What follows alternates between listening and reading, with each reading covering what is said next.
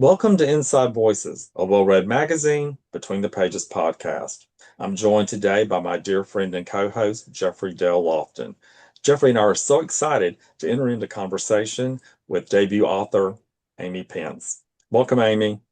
Thanks so much for having me. Amy, before we get started, I'm going to share a little bit about you with our listeners.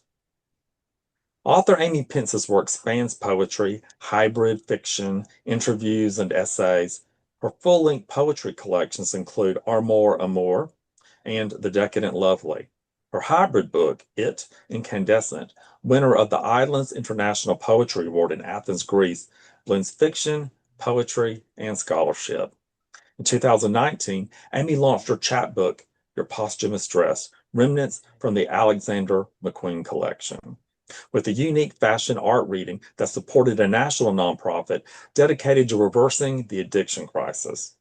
We Travel Towards It, released by Serving House Books in spring 2025, explores both loss and the necessary resilience and insight needed in the face of climate change-induced natural disasters. Yellow, with Hen Press, is her debut novel. Jeffrey? Thank you, Robert. Amy, it's so good to be here with you to talk. It's good to meet you, actually. Yes.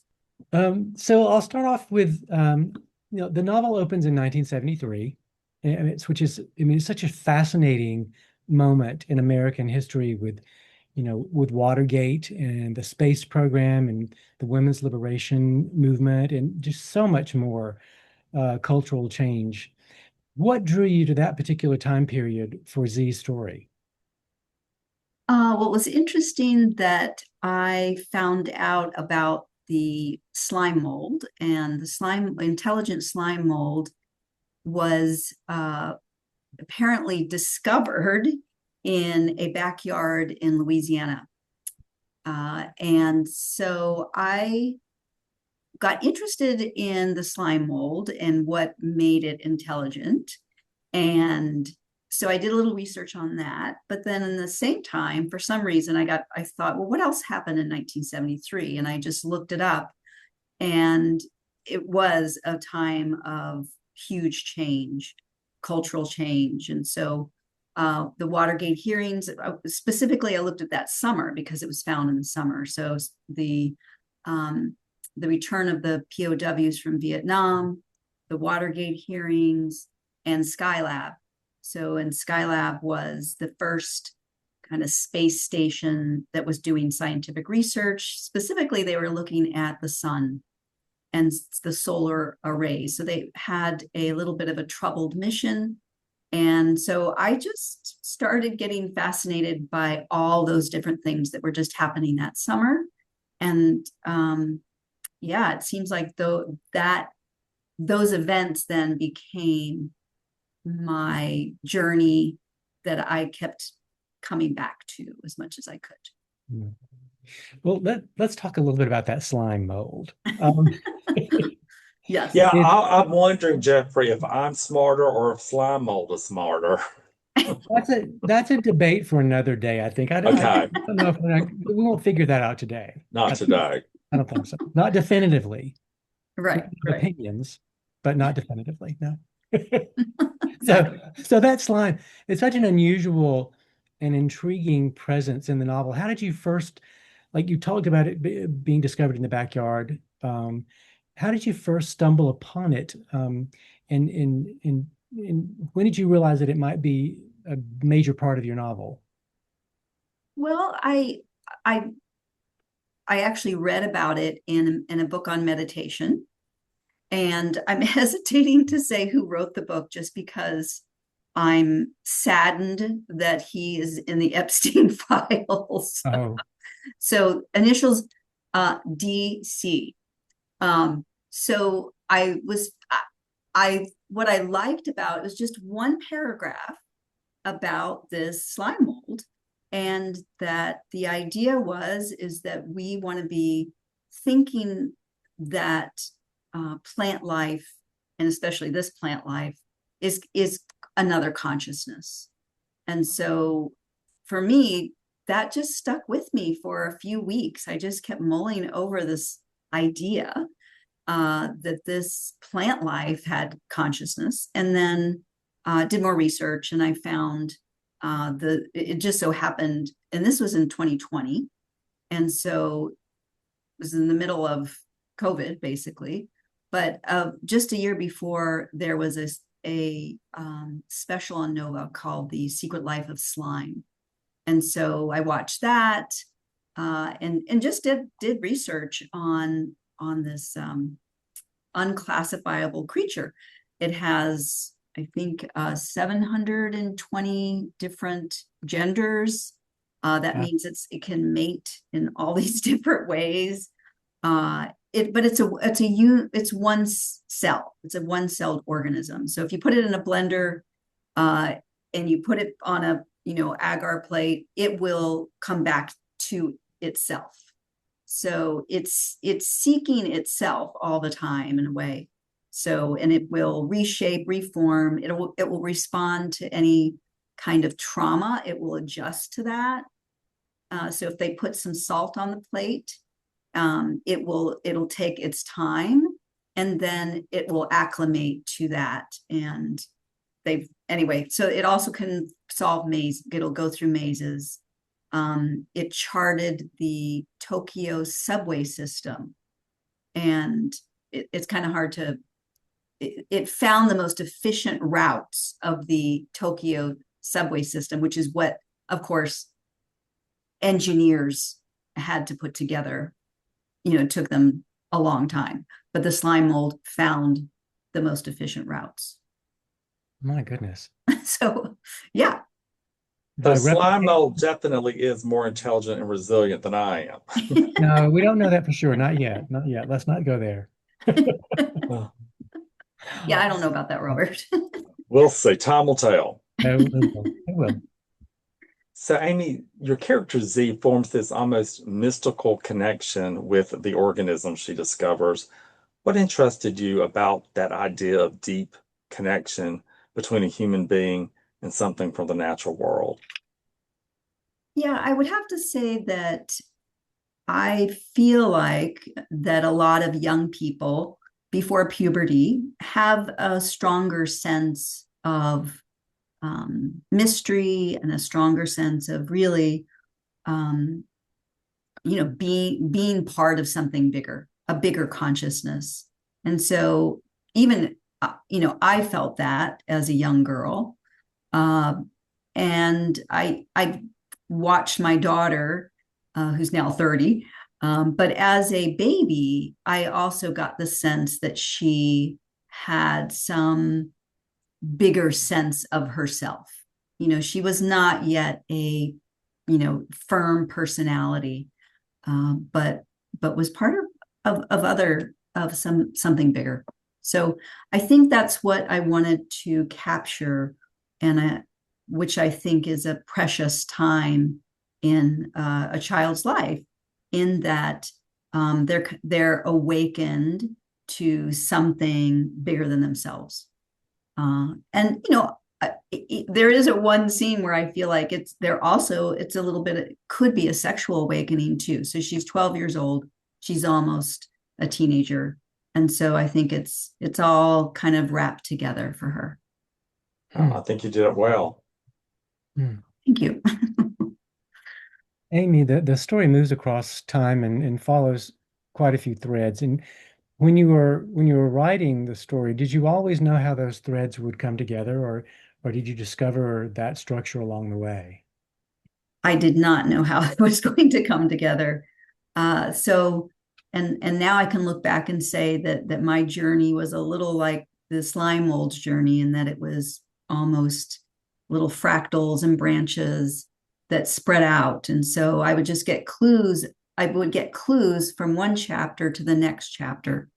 And because I was doing the research on the Skylab, and I was doing research on a little bit on the veterans, et cetera, I knew I wanted those threads to come up. But some things then I was following the characters and what was happening, and the connections were coming together. And so in a way, I was just following those threads as much as possible.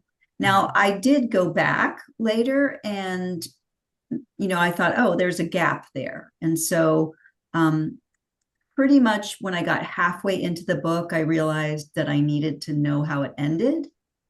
And so, not having written, I have a practice novel that I took 10 years and it didn't pan out.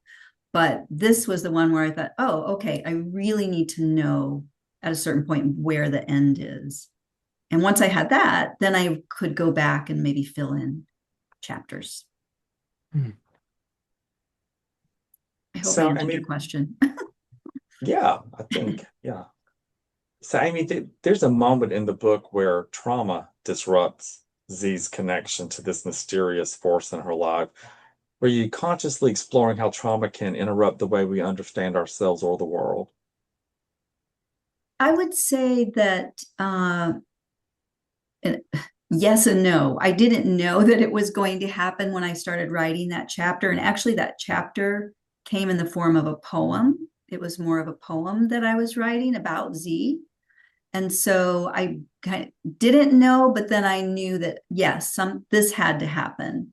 That I think that um, sexual assault, is prevalent in our society, and it happened. It happened to her, and once I knew that happened, then I realized, oh, okay, this is going to this disrupts Z's connection to that bigger oneness or feeling of oneness. And so now she has to find her way back to that. And I didn't know exactly where it would go from there. But so I would say it was unconscious when I started that poem, and then it became conscious that I knew that was what almost had to happen in terms of a break with what she had already discovered. Hmm. Did her trauma journey, reacting to it, did you think back to the way that the slime can adjust to trauma as well? Was there any sort of connection there in your mind? Again, I think a lot of that was unconscious, but it's true. It's in how is it going to take its form in a human life? Mm. In that, you know, I mean, I don't know a person who hasn't had some kind of trauma in their lives, fairly young or later. And it's disruptive, and it's prevalent, and it's part of our culture. And so I did want to cast light on that and really, really help some people who don't understand how how it becomes part of a person's life, and how we have to find our ways to overcome those traumas, and overcome and or integrate in the way that, yes, the slime mold integrates or reintegrates with that bigger sense, or the oneness that is the slime mold. Hmm. I mean, Z's brother Clem becomes a kind of seeker as the years go on, and what role does searching, whether spiritual or intellectual or emotional, or play in the novel beyond what you've already kind of talked about? Yeah, I think that, again, I didn't know what would happen with Clem. We did, my partner and I went down to New Orleans to do a little research, and I'm not sure now. Actually, Clem had already become a traveler at that point. So I did know, I was paying attention to, and I grew up in New Orleans. And so there, at the time that I was growing up, that was in the late 60s. So I was there 68, 69, 70. And so there were a lot of hippies at the time who were really trying to discover themselves. And so her brother becomes a seeker, a spiritual seeker. And that's all in a way, that's the most important thing for him. And he wants to share his vision too and share his awakening. But also he's, living, he becomes, a street person really. And I think I wanted to also shine a light on what happens to a lot of spiritual seekers in that way, that we don't really have a net or a way to understand that that's what a lot of young people are doing, young and older people. And I think in other cultures, there is more of a net for that kind of journey of discovery. But I'm not so sure if that's true in our society. Well, it isn't true in our society. Let's say that. Yeah, I like to take a step back for a second. You talked a little bit about poetry informing the narrative of the novel. Talk a little bit about, because this is your debut novel, and of course you have a lot of poet. You have a huge. You've had your career prior to this has been really based in poetry. How is the process of storytelling through poetry for you different than that of approaching the novel? Yeah, it's a good question. I think that for me, poetry, really is that idea of inspiration, right? So I'm inspired and I write a poem. It may take me a day to write the first draft. And when I say a day, 3 or 4 hours here and there, I might come back to it. And I will come back to those poems to reshape them, et cetera. So it's inspiration for me. Poems will come in that way, imagery, etc. But I realize with a novel, and I'm sure you know this, Robert, that it's perspiration, right? You really have to sit and do it. And I actually love Robert Olin Butler's book. I think I have it. I can't remember. From Where You Dream, I think is the title. And his whole idea is almost that you're putting yourself a little bit in a trance state when you're writing. You're dreaming the where the book will go. And that really spoke to me. And I realized that I had to have a certain method for getting into that state or that dream state. And Robert, I don't know, because you have this beautiful office, and so maybe you can relate to this, where everything has to be the way, almost the same. You have to have almost the same little structure in terms of how you're going to set up for writing. And so I had that too, and I really wanted to every Saturday morning. Sounds like you have a Saturday writing time. Really, that's the time that I'm going to be in that state, that trance state. And anyway, perspiration as well, because you can't just stop. You've just got to keep at it. You get stuck, you've got to go back and get back into what I think is that more trance-like state, I guess. I agree. I mean, I do not write in a complete and utter sense of trance, but there are these moments, the Mm-hmm. woo-woo moments, where I feel like I am immersed in the story, and I do sort of forget myself in the surroundings, and I am really immersed in the story. It doesn't happen for long stretches, and it's not something that I can just bring on at will. But when Yeah. those moments happen, I'm certainly open to them.